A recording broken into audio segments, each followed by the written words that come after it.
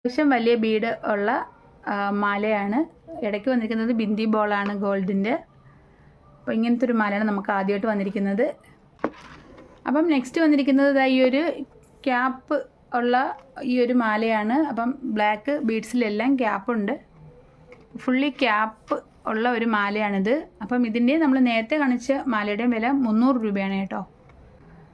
അടുത്തായിട്ട് നമ്മൾ കാണുന്നത് ഈ ഒരു ഗോൾഡും ബ്ലാക്കും സമാസമം വരുന്ന ഒരു ടൈപ്പ് മാലയാണ്. അപ്പം അതിൻ്റെ ആ ബ്ലാക്ക് ബീഡ്സിൻ്റെ ഫ്രണ്ടിൽ അതിന് നമുക്ക് ക്യാപ്പുണ്ട്. ഓക്കെ, അപ്പോൾ ഇതിൻ്റെ വിലയും 300 രൂപയാണ്.